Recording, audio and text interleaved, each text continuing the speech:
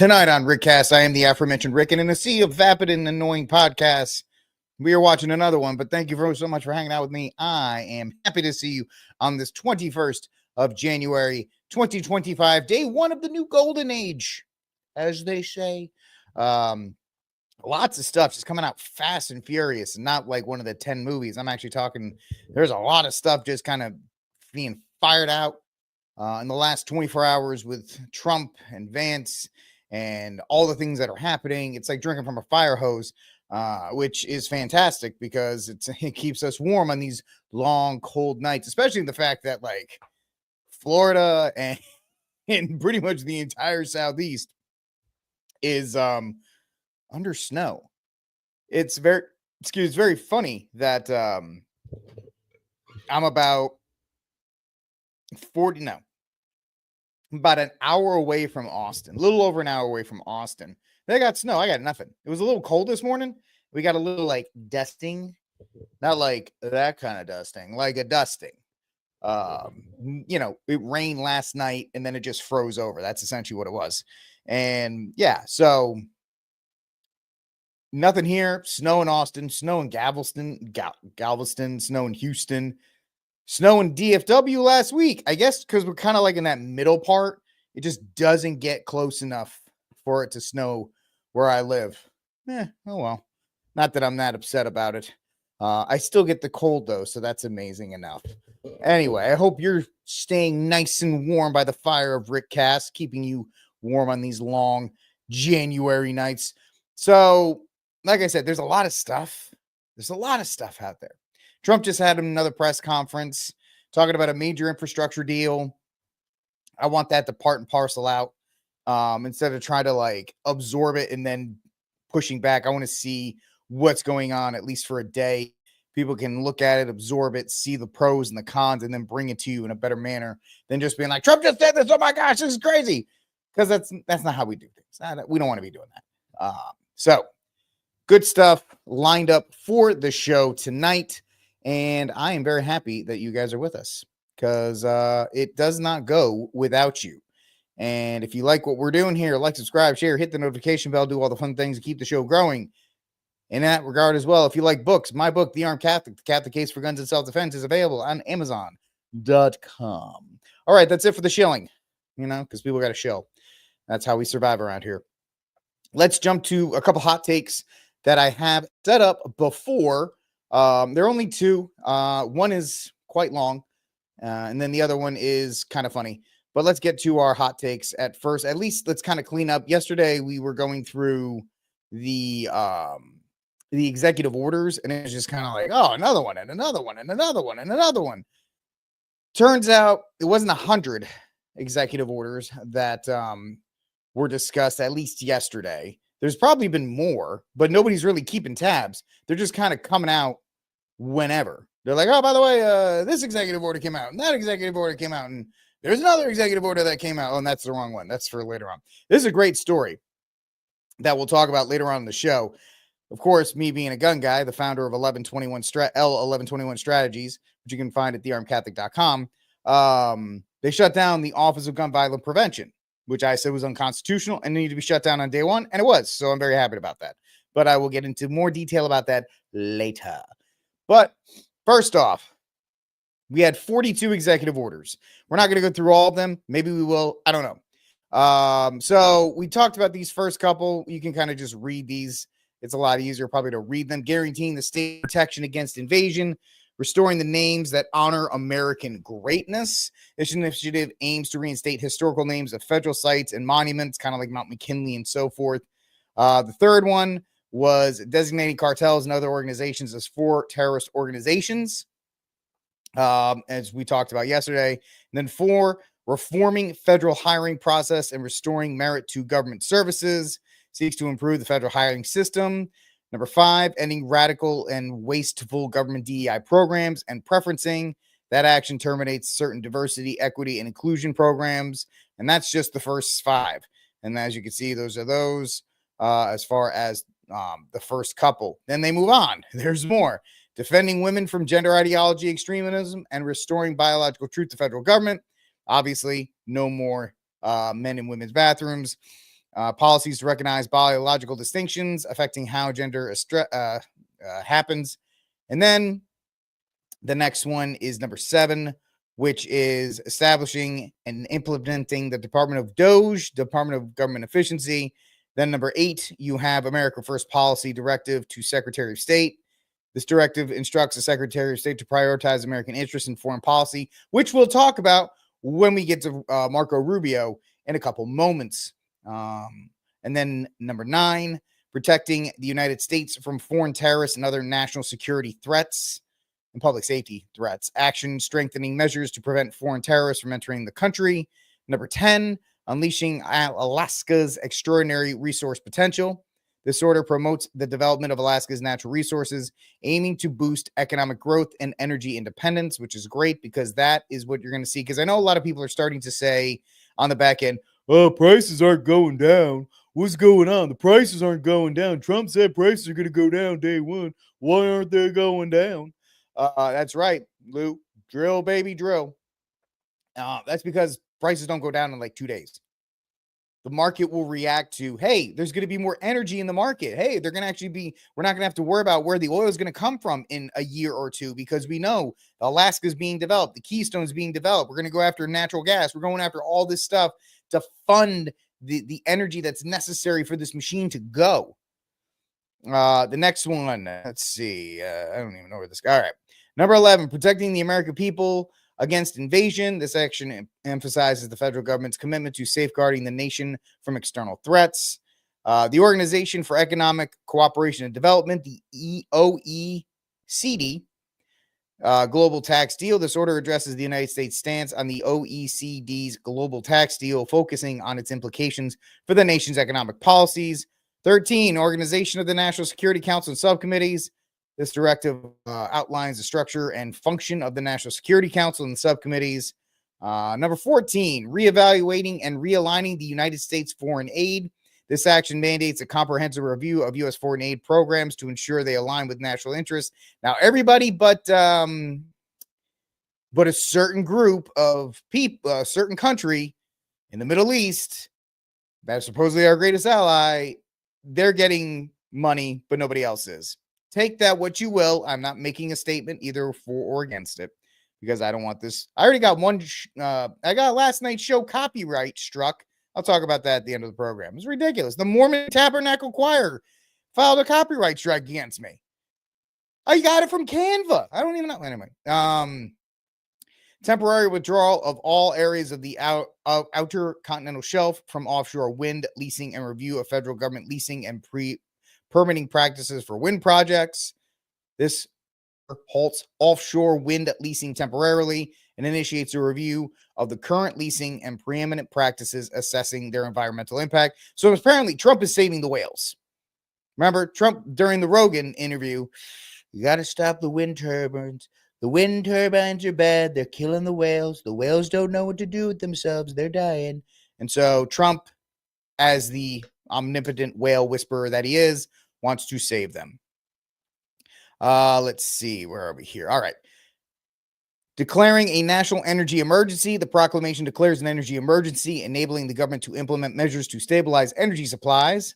Number 17, restoring accountability for career senior executives. This action seeks to enhance accountability among senior federal executives, which is great.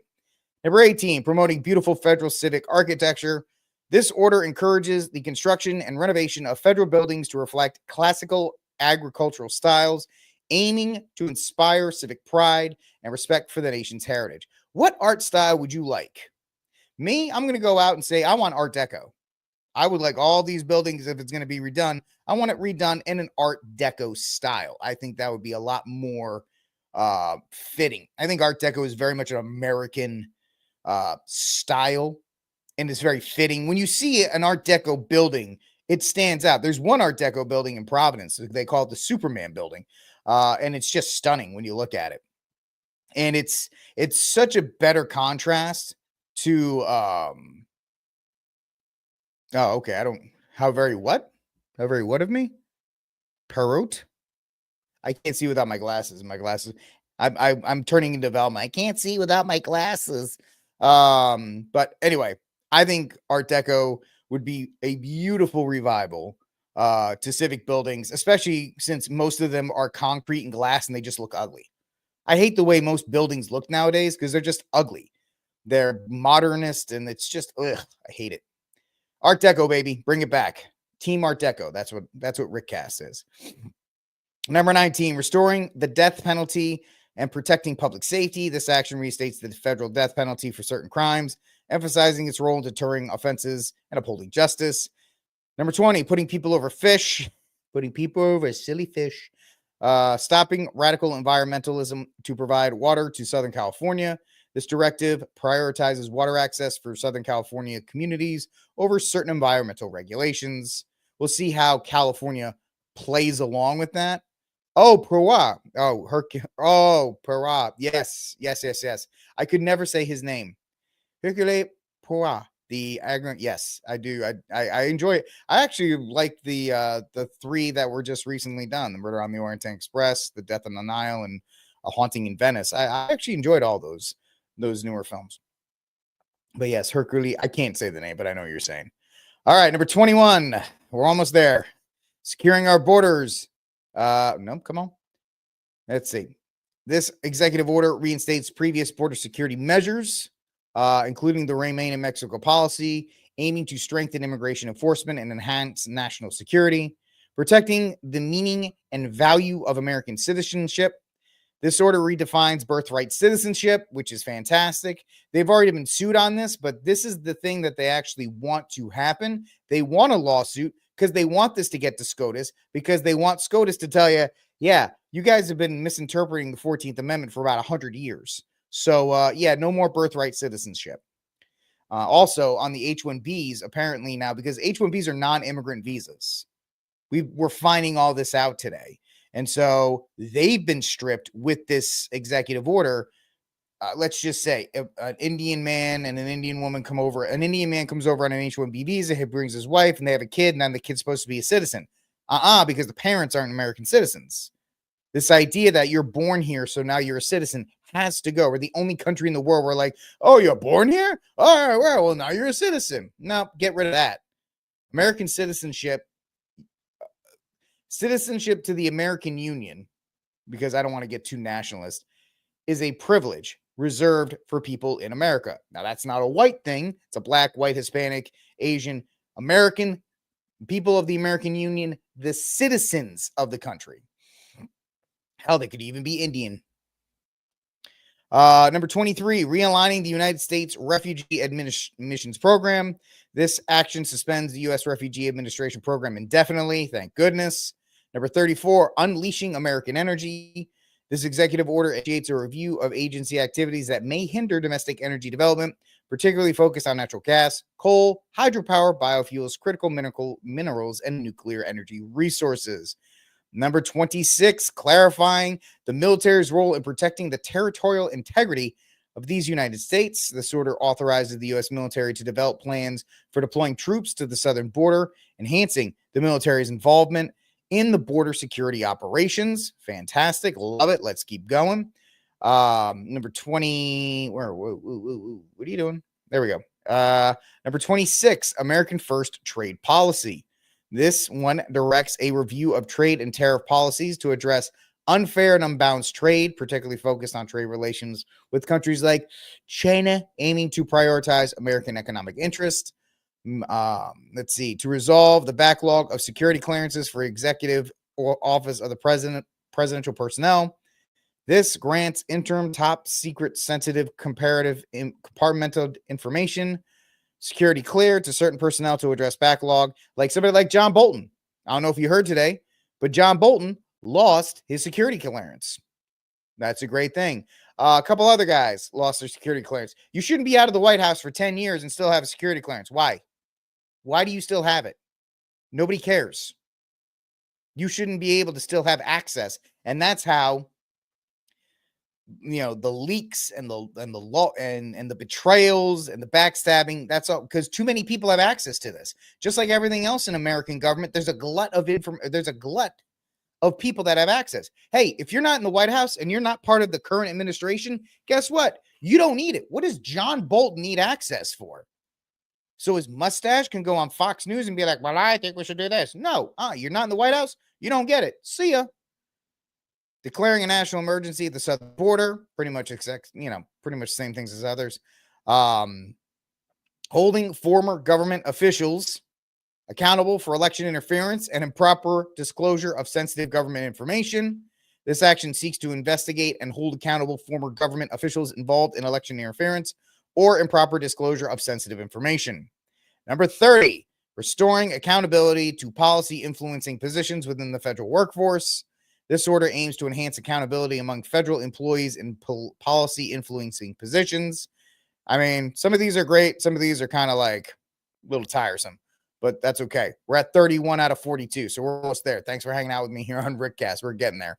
Like, subscribe, share, hit the notification bell, do all the fun things. Help the show get larger if you want. If you're on X, hit that follow button and retweet for a larger sample size. What's up, my folks on Rumble? Let's see. Withdrawing the United States from the World Health Organization. That took place. This executive order initiates the process of withdrawing the United States from the World Health Organization. Application of protecting Americans from foreign adversary-controlled application acts to TikTok. This order applies to protecting Americans from foreign adversary-controlled applications to TikTok, addressing national security concerns related to data privacy. Let's see how that goes with the whole TikTok thing. Granting pardons and commuting of sentences for certain offenses related to the events at or near the United States Capitol January 6th. We're about to jump into that and how that has evolved. Number 34, putting Americans first in international environmental agreements. This order reassesses U.S. participation in international environmental agreements. Number 35, delivering energy price relief for American families and defeating the cost of living crisis.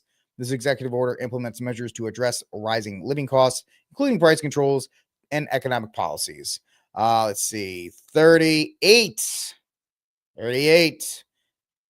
Initiate initial rescission of harmful executive orders and actions. Pretty much everything Joe Biden did, getting rid of a lot of those. This executive order revokes several previous executive orders. Number 42, flying of flags of the United States at full staff for Inauguration Day. Number 43, President Trump designates chairman and acting chairman. Number 44, President Trump announces acting cabinet and cabinet level positions. Number 45, I thought there was only 42, but apparently we flew right by that. Number 45, Trump announces subcommittee cabinet appointments. And number 46, President Trump announces cabinet level appointments. So a lot of those were more just kind of day-to-day things. But in the end, we saw the good ones, right? Declaring the cartels an adversary, going after energy, getting rid of the glut of people who have government security clearance. There's no reason for people from the Obama administration or the George W. Bush administration or the Clinton administration to still have security clearance. There's no reason for it. I really like the idea of beautifying cities, right? Let's re-beautify these cities by using something like Art Deco, Team Art Deco. I don't know. I don't know many other styles besides that and like modernist steel, glass, and concrete ugliness, right? I drive by the Gigafactory when I go to the Austin airport. Sorry, Elon. It's ugly, man. It's like a giant sunken aircraft carrier. So it's going to be, right. Hey, that's why they want that clearance. And that's the thing, Michael. The security clearance was there because everybody in DC, just like everybody thinks they're going to be president, that's why they took the Secret Service up seriously, or that's why they don't go after lobbyists because everybody thinks they're going to be a lobbyist as soon as they're done. The security clearance, everybody gets it because they don't want to revoke that money train, that ticket, that golden ticket for them later on. So yeah, that's exactly what it is. It's all about making money. It's all about making money off of the backs of the American people. And that's why it's just absolute garbage.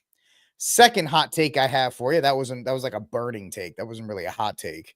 That was like a overcooked take. This is one of the results of the executive orders. The U.S. Department of Homeland Security has fired all the advisor committee members, citing a misuse of resources.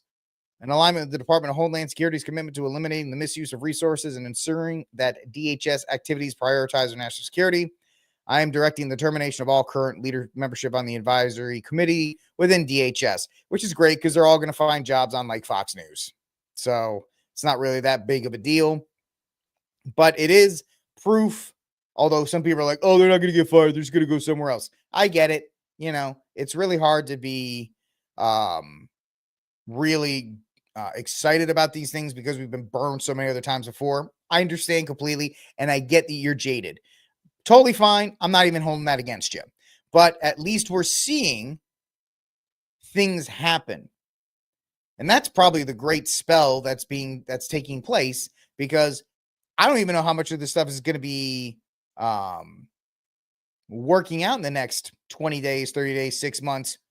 But people are just happy that something's happening. Of course, this sets a bad precedent because the next one that's not the next Democratic president could do 300 executive orders and undo all of this. And that's the problem with having elected kings, because you're just going back and forth, and there's really no stability in the long run on that. But we saw one of the executive orders.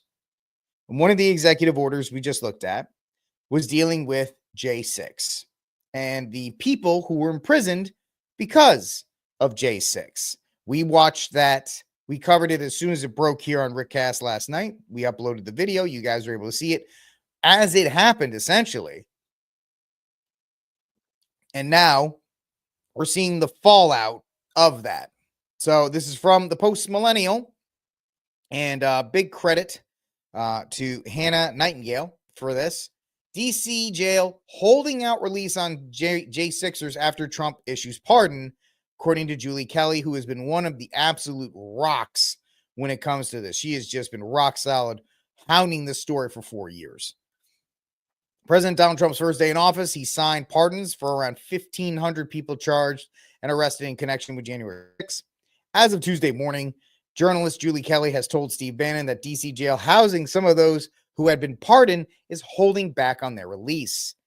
Kelly told Bannon that in the wake of those pardons, J6ers are gradually being released from federal prisons across the country. Of course, DC Gulag is holding out because that's what they do, because this is a political gulag. So they're going to do whatever they can to extend the torment of Trump's supporters in custody there. Now, there's a couple things at play. First of all, the mayor, Bowser, I think it is, not like Bowser from Super Mario Brothers, but the mayor, Bowser, is holding back and not cooperating. The second thing about this jail, which Michael knows about, that it's not pleasant, is the reports are that a lot of these J6ers are not in good shape because they didn't think it was going to happen this quickly, right? They thought it was going to be a couple weeks and the Senate was going to complain like they already are doing. The Senate, Tim Kaine and his crazy hair is running around talking about all this other kind of nonsense, completely ignoring the Biden pardons. Now it's all about Trump. But there's a lot of people that are saying, listen, man, those J6ers, a lot of those J6ers in there are not well because they've been in solitary confinement. They've been beaten. They've been harassed. They've been all of these things. And so now they just can't release them, because if they did, the American people would be like, what did you do to these people? How did these people who are American citizens, A, be held without trial, or the greatest excuse for a trial, the sham of a trial? You either denied your Fifth Amendment right, or you were given very little of any kind of, you were given a public defender that had 700 other cases and they couldn't get to you. So it's, it's right. You get one bologna sandwich and cheese daily along with a fruit punch. That's it. What is that? 500 calories at most a day. I'm being generous. I'm just spitballing here. All right. That's not enough for your body to sustain. I know of us are like, I like to do fasting, and I do that too. I do intermittent fasting, but I eat like 1,000 calories. So it's not anything that my body's not able to control. Also, I have a little bit of extra cushion so I can survive a little bit. Once you get past that cushion, now your body's starting to eat muscle and all this other. It's not a good thing. And that's torture. That's torture of American citizens. So what happened is last night, people went to the J6, they went to the DC gulag, and they're like, hey, release these people, let them out. And they didn't get a lot of help. Tomorrow is a brand new back. I'm giving you literally all I got. But no more are going to be released tonight, okay? And tomorrow is a brand new day. We'll see what tomorrow brings, okay? I'll probably be here with you. Okay? It's a violation. You don't release them after release. The law, right? Can we? No, I was told no more tonight. No more tonight. No more tonight. It's illegal. Okay? We trust you. And tomorrow, I don't know. Okay. And that's the best I got for you. Can you tell us the condition of the prisoners? Nope. I'm sure they're fine. We just worry that you release them after we left. No. The commander has assured me no more being released tonight. Oh, good. Okay. We worry about their code. I understand. I very much understand. Okay. Tell your boss to be humanitarian. Okay. Okay. All right. And tell them not to pepper spray them and beat them up with anything. Okay. So there's a couple things, and we'll see this kind of develop later on in the story. The fact that this was signed probably, we were doing the show at 6, so that's 7 o'clock last night when when Trump signed the pardons, they went into effect. You can say that a lot of people will go, well, Rick, now you're just talking about paperwork issues. If the they got it so late. So people were getting antsy, and then there were word that the U.S. Marshals were going to come down and enforce the pardons. So I'm outside of the D.C. gulag, and there's now some Antifa here, and the cops are standing between us and some of these Antifa people. The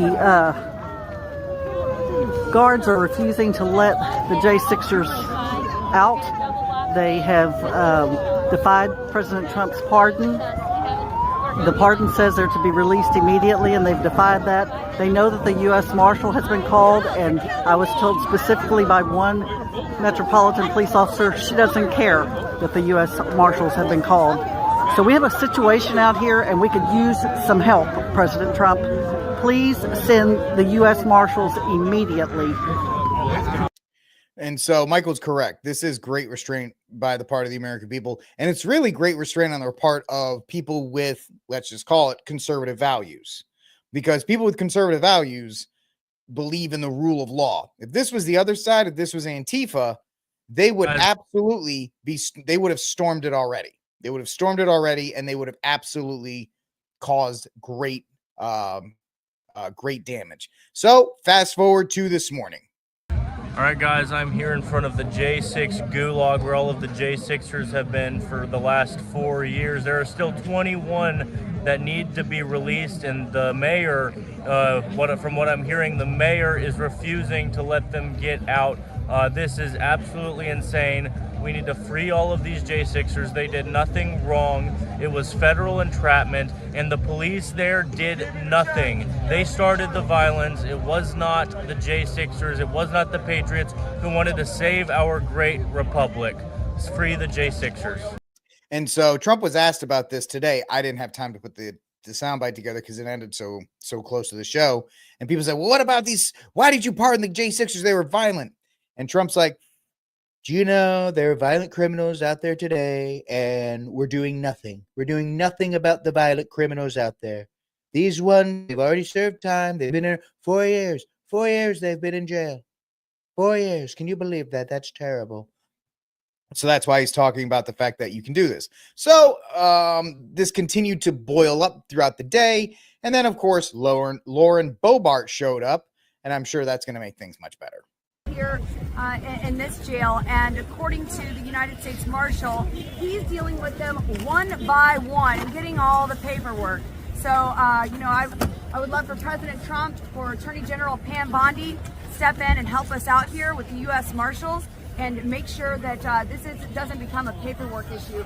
These men have already paid too much time, more time than they ever should have. They should have never been locked up. I was on a news interview and yeah, whatever.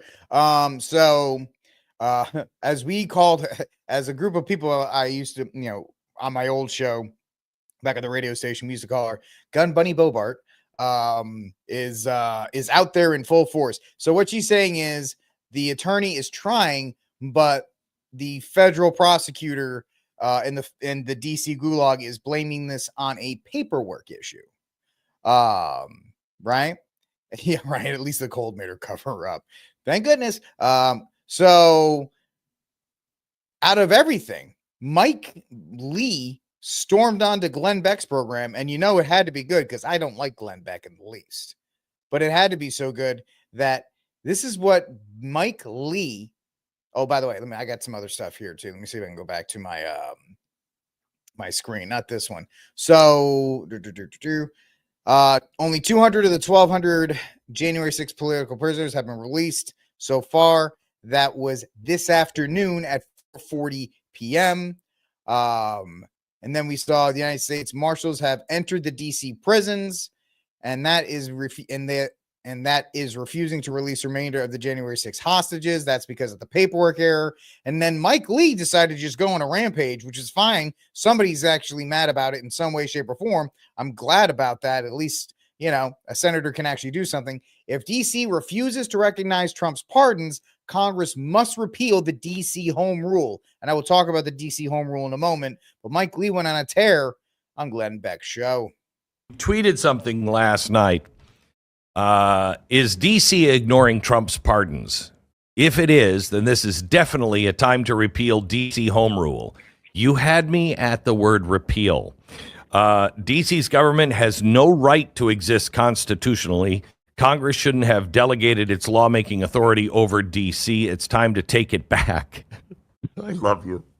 Okay, tell me what this means. All right, yeah, let him explain it. What this means is that Congress needs to do its job. We've had a problem for a long time with Congress delegating its lawmaking power to unelected, unaccountable bureaucrats. We've got a corresponding problem in that we're supposed to be the lawmaker for the District of Columbia. Article 1, Section 8, Clause 17, sometimes known as the Enclave Clause, gives us that power. We've been delegating that to the D.C. government for about a half century. The results have been shockingly. I'm sorry, you're gonna have to look at Glenn Beck's stupid stuff. Shockingly enough, the Senate delegated its authority to a lower thing, just like it delegated a lot of its authority to SCOTUS, just like it's delegated a lot of its authority to POTUS. The Senate does nothing. The Senate is just a useless body where people collect checks. The House and the Senate, they just collect checks and they don't do anything. Disastrous. Results have been a government that doesn't serve the interests of the people well. It's a radical leftist regime that runs it. Their schools are failing. Crime rates are soaring. And last night, from what we can tell, after Trump issued a pardon for a number of prisoners involved with January 6th, there were only 2 released last night. And I spoke to someone last night who had gone down personally to the D.C. jail, saw that only 2 of them had been released, and jail officials at the D.C. jail announced that they wouldn't be releasing any more last night. Now, this is not hard, Glenn. They have names, and they have pardons. They can identify those prisoners who have been pardoned. Trump's directive was that they were to be released immediately, as one should when one sees that somebody's been pardoned, and they still weren't out.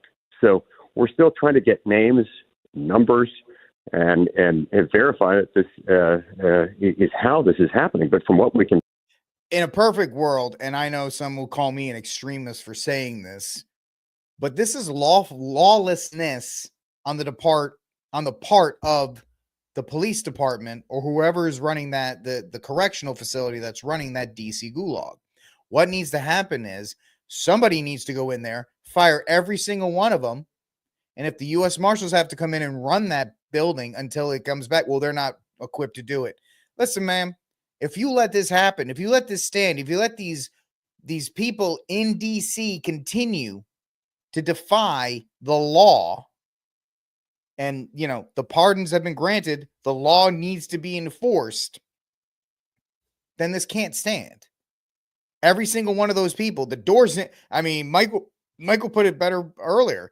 The door should have been ripped off the front because the jail is not accessible through the front. You got to go through a maze. You got to rip the doors off the front and be like, everybody out. Everybody out now. I got enough guys to replace it. Everybody out. We'll figure it out. We'll get this done. Because this bureaucratic nightmare where they're like, okay, this is Mr. John Smith. I don't know where Mr. John Smith is. Can we find Mr. John Smith? Oh, we don't have it in the logbook. Can somebody find? Like, they do all of these things. Oh, I don't know. John, is he in the rec room? I don't know where he is right now. Paging John Smith. And then they make this whole big show about it. It is. And they did this last time. Mark. They slow rolled a ton of stuff from Trump. And they're going to try and slow roll this one. Until they haven't complied with it yet. It's yet another reason to revisit DC's home rule, which I think should be repealed. That's extraordinary. So let me see if I can pull this off. So the DC home rule, in case you guys didn't catch it, let me see if we can do this real quick. Let's see how skilled I am. It's probably not going to go well, but so the DC home rule is this. The District of Columbia Home Rule Act of 1973 allows for the creation of the municipality government. The form of municipal government that the city adopted was a mayor-council government. This form of government includes a city council, which serves as the city's primary legislative body. And we know that doesn't do anything because they just defer to the mayor, who serves as the city's chief executive. However, under the Home Rule Act, the U.S. Congress still has the right to review and approve municipal legislation as well as the city's annual operating budget. So even though they have a mayor and even though they have a city council, it's kind of like a pretend one, because if the Congress really saw that they weren't doing anything, they could revoke it and say, guess what? The District of Columbia is the District of Columbia. I didn't talk about the blizzard. I kind of talked about it in passing. So yeah, let's see if I get back. Where's Beck? There he is. That they would be that bold and say, because everybody was watching them last night. He was watching CNN last night, and they had, people stationed out there, and they were just complaining that, criminals that had killed police officers on January 6th were just being released. You're saying that there's only 2 that were released last night, and only nothing yet this morning that you know of? That's right. My former staffer, Sean Peterson, was down at the D.C. jail, and he said that they released 2 of them through a back door, and then a jail official said, we're not releasing any more tonight, even though there was apparently... You guys saw that official when he was, well, no more tonight, guys. No more tonight. I'm going to go home to my comfy bed. I'm going to go have a nice meal at like Waffle House. I'm not going to disperse from Waffle House. I'm going to have a nice meal at Denny's. I'm going to go home and I'm going to go to sleep in my own bed. And then then when I feel like it, I'll release these guys who have presidential pardons. Many more to be released. Now, again, Glenn, these are people who have been pardoned, and this is a government that has done things like this for a long time. I've got story after story of horrible things they've done. D.C. allows non-citizen voting in their local elections.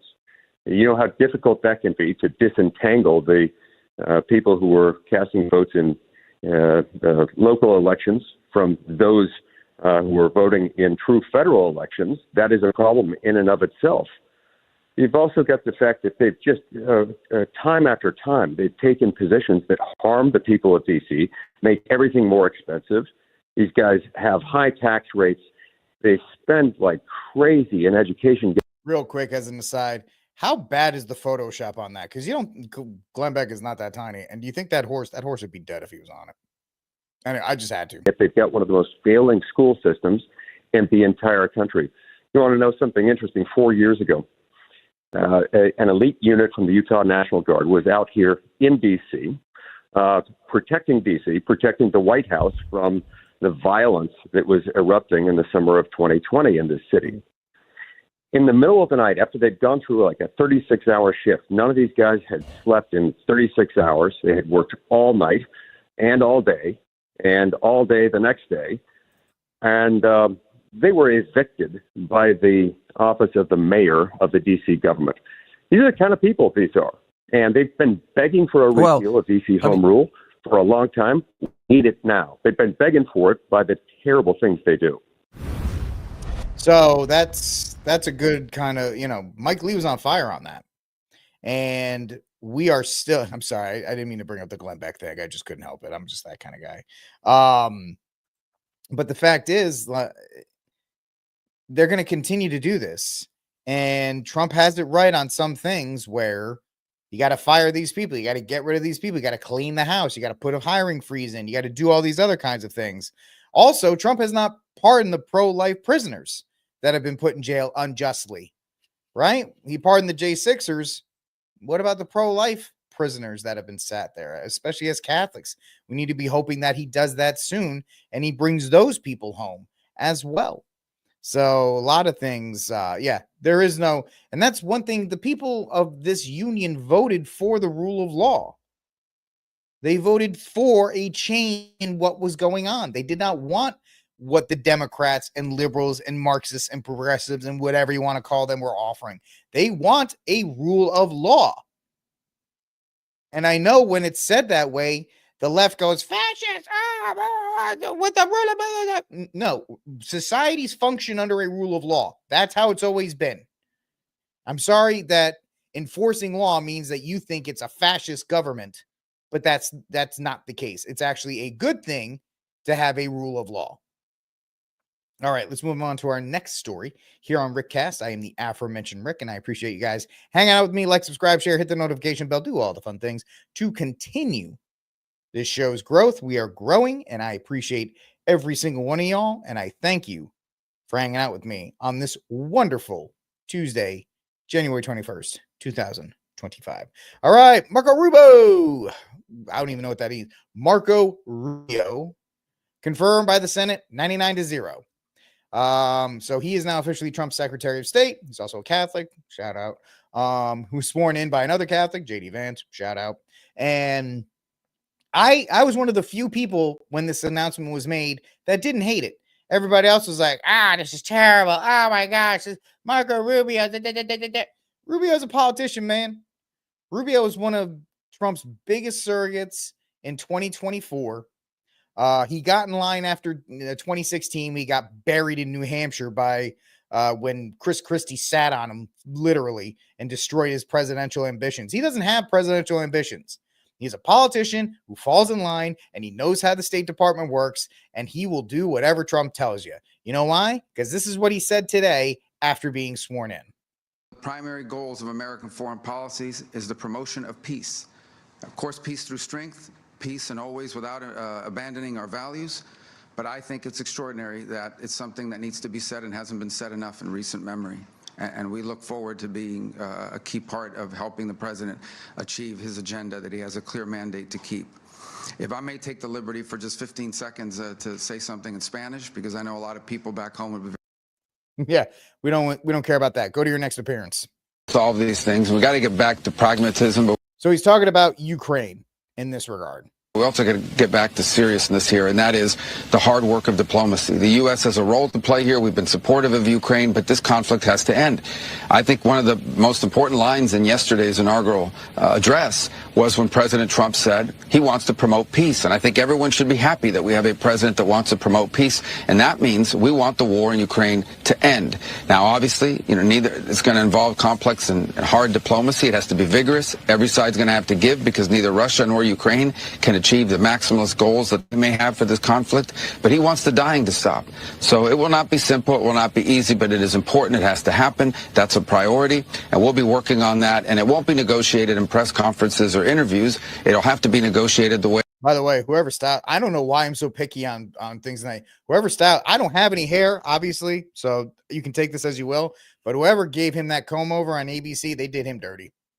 all of these kinds of deals are negotiated, and that is in settings in which we use our leverage, our influence, our national power to bring about not just an end to a conflict, but also to provide long-term stability for Europe and beyond. I don't think anyone wants to see a conflict end only to see it restarted 2 or 3 years down the road. So the only way to solve these... He's doing exactly what he's supposed to do. He's smooth on these talk shows. He can come out there. That's the thing. Say whatever you want about Rubio, but he's polished. He gets the points across. He doesn't mind going on the Sunday shows. He can go on there. He pushed back during the campaign. He pushed back on when they were trying to push him on illegal immigration. He's done all of that. He is fine for his role.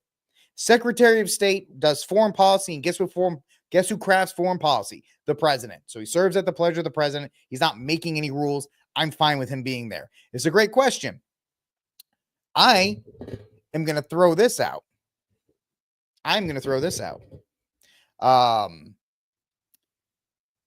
Greg Abbott. I think Greg Abbott is the pick.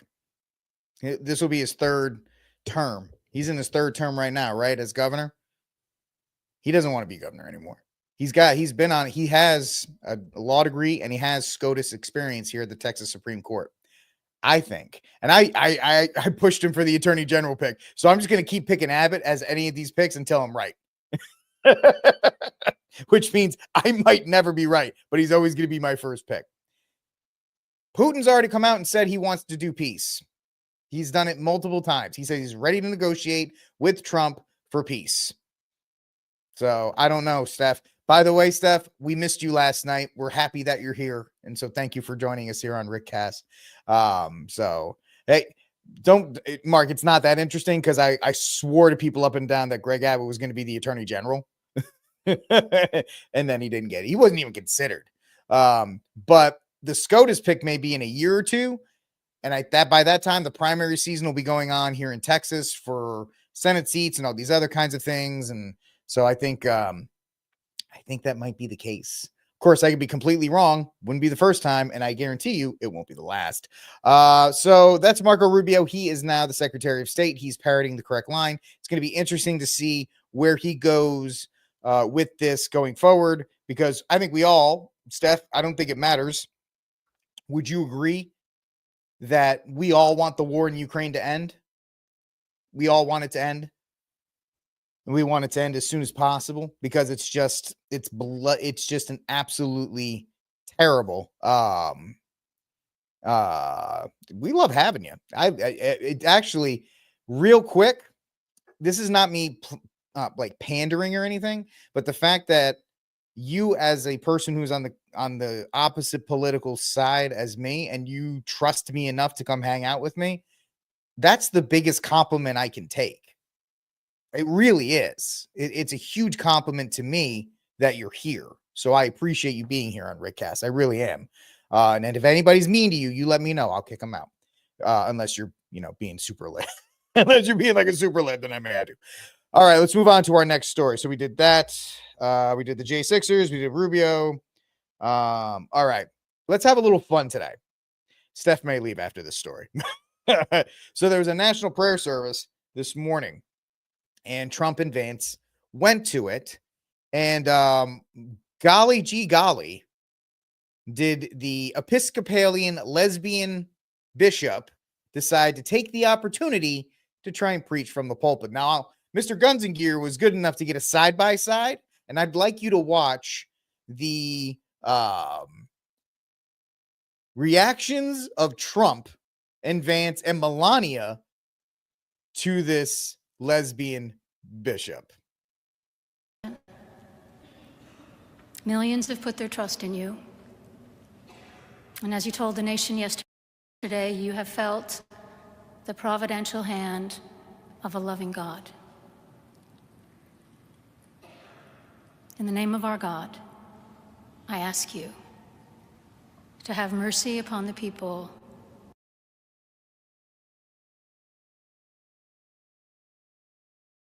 Here we go. First of all, Trump, I've been there. We've all been there, man. We all been there. Look at Trump is like me when you're sitting in and this is not against, sometimes there's the Latin and the Novus Ordo. If you ever go to like a Novus Ordo mass, if you can't find a Latin mass or whatever, sometimes this is me just if the homily is like at 15 minutes and it's just talking about like peace and tolerance and all that, I've been there, DJ. I've been there, my brother. Yeah, I've been in these places where you're just like, dear Lord, help me. I'm trying to get a good, we'll go with this one. Dear Lord, please help me. It's just, it's like, that's me, man. Look at Melania. Melania, if she could shoot lasers out of her eyes, she's ready to get this. And JD Vance is like, bro, really? What are we doing here?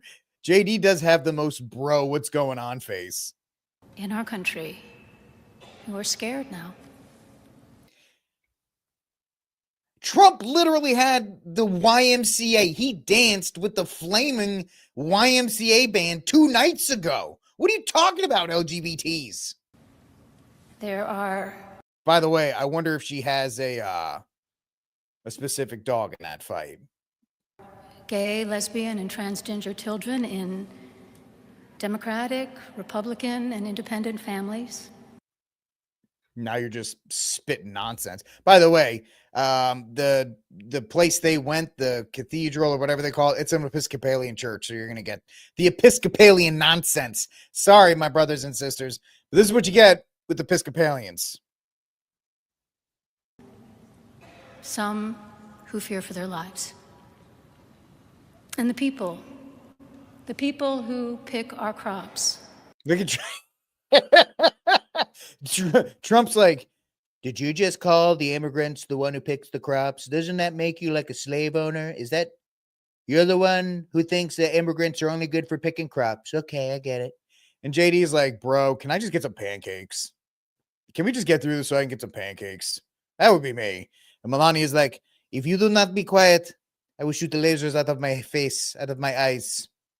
And clean our office buildings, who labor in poultry farms and meat packing plants. Yeah, because the immigrants are only good for picking cotton and getting food. They ain't good for anything else.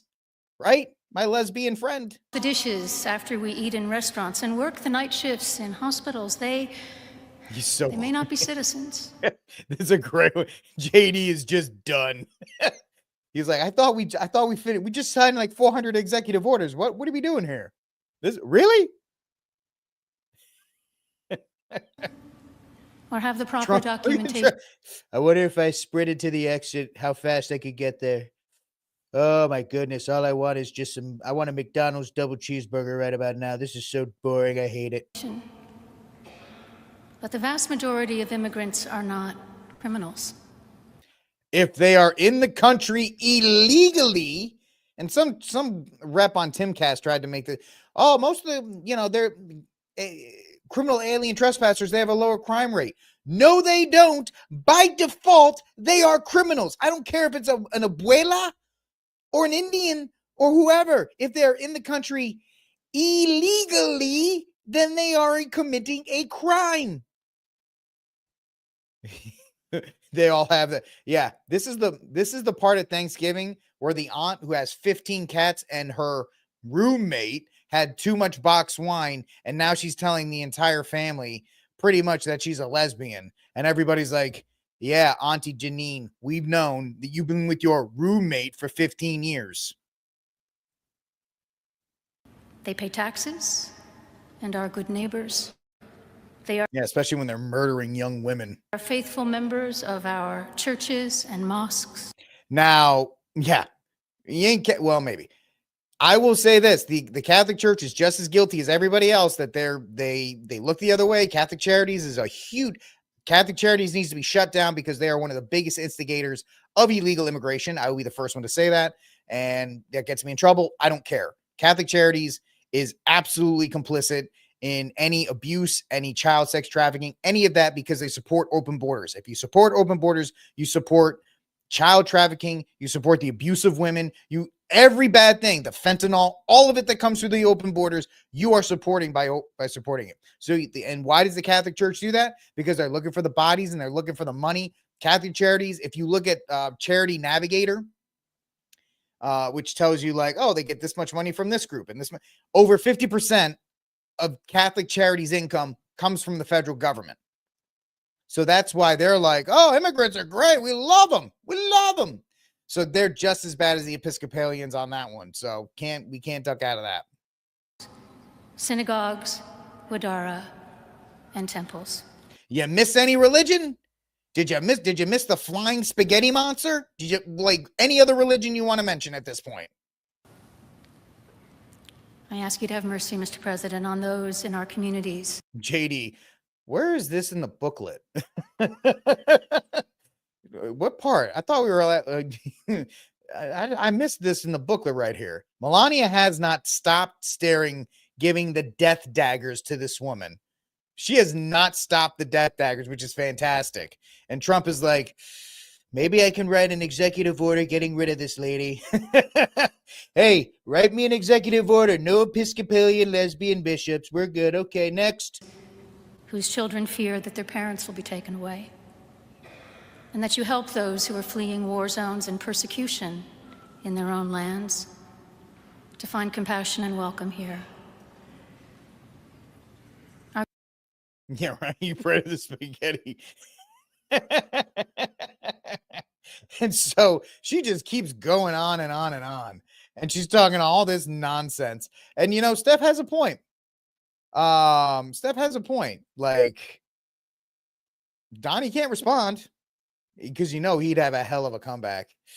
Listen, you lesbian. I don't like that. Anyway, I think Trump pretty much checked out because this is probably all he heard. And I'm vegan.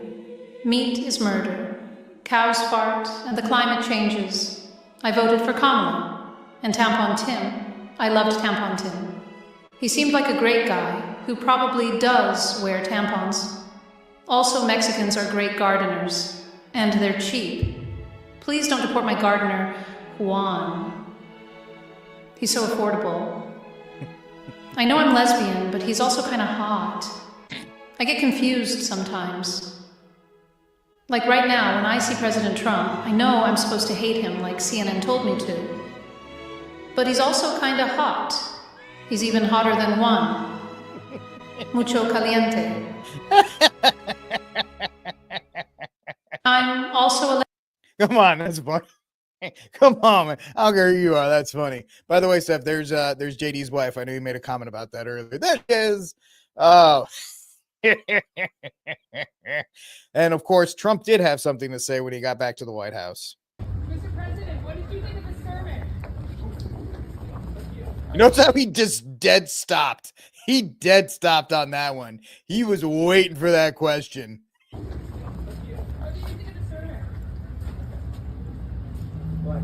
did you think of the sermon? What did you think of the sermon? What did you think?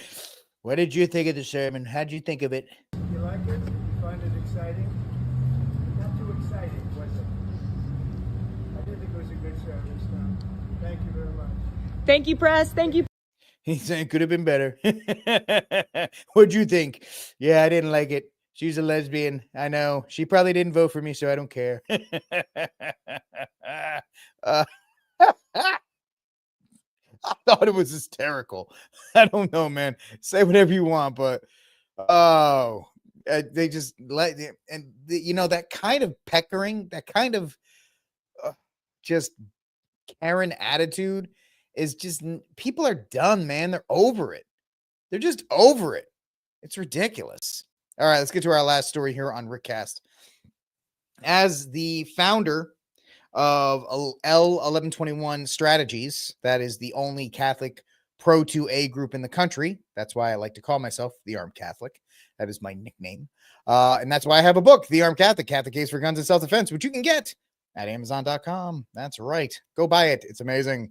Yeah, it wasn't a sermon. It was a whatever. One thing that was established under Biden was something called the Office of Gun Violence Prevention. It's an unconstitutional office.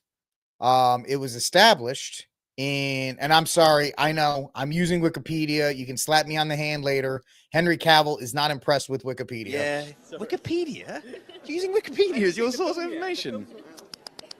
I know, I'm sorry, Henry. That's for the ladies. Well, the White House Office of Gun Violence Prevention is an office it was an office in the White House tasked with carrying out the president's executive orders on quote unquote gun violence prevention. It was announced on September 21st, 2023. And Kamala Harris, in addition to running the border and 14 other things, was supposed to be the supervisor of the office. Notice how she didn't claim that she ran that during the campaign because it was an absolute failure. But I kept saying, hey, the Office of Gun Violence Prevention needs to go away immediately because they call the executive orders on gun control or gun violence. All it is gun control. That's all it was tasked with doing, was carrying out gun control under this unconstitutional branch. And it's like the first time ever a position was presented in the cabinet that was actually eliminated. What do I mean? Because if you go to the White House right here and you look for the Office of Gun Violence Prevention, this is what you found. Page not found. It's completely gone. Thank goodness. And so very pleased that happened. Now, of course, we still need a director of the ATF, and we still need to see a lot of the executive orders to roll back the unconstitutional infringements on our God-given right to keep and bear arms that Joe Biden decided to do to us. But hey, I'll take this one because I was actually worried that this office would just stay because, hey, man, once a government position is created, it's very hard to get rid of it. Does that mean that whenever a Democrat comes back in, it's probably going to get reinstated? Most likely. But at least for now, I'd like it gone. And I'd like Congress to say that you can never set it up again, but they won't do that because they don't actually do anything. And the best way you could do it is if you went to go find the Office of Gun Violence Prevention, somebody actually slapped a closed sign on it. So I am happy as a hippo with the fact that the Office of Gun Violence Prevention is now completely buried and no more, at least for now. Yeah, the ATF director, everybody's still kind of waiting for that ATF director. Needs to walk in, take the phone off the hook, and just leave. So it is what it is in this regard. But that's a good sign. I'm happy with it. One less government agency. Now we just need to roll back the unconstitutional executive orders that Joe Biden put in place. All right, folks, that's it for this episode of Rickcast. By the way, if you're in the Gulf of America, because that's apparently a thing now, I hope you're staying warm because there's a blizzard and there's a lot of snow out there. So I'll take a look at that tomorrow if it's still a story. It probably won't be, but either way. Thank you so much for hanging out with me this evening. Like, subscribe, share, hit the notification bell to help this show continue to grow. If you are on that X machine, and there's 142 of you right now that are on there, there's only 23 that follow the page. So if any of you 143 would like to hit that follow button on the X machine, that would be very, very helpful to help us grow on X as well. All right, folks. Thank you so much for hanging out with me here on Rickcast. I will talk to you all tomorrow. Hopefully this one won't get copyright because I will never use the Mormon Tabernacle Choir again, even though it's available on Canva, the paid service. Everybody knows what Canva is. You go on there and make flyers and whatever. That's what I use for my thumbnails and everything. It was offered under the paid service as an audio clip. I used it, and then they copyright, and then they went after me for copyright. Are you kidding me? I sent something to YouTube. Hopefully they'll render the situation, be like, hey, man, that's an issue with Canva that you need to figure out. That's not a Rick thing. Anyway, you guys don't have to worry about that. God bless. I'll talk to y'all tomorrow. And until that day comes, free Dexter Taylor.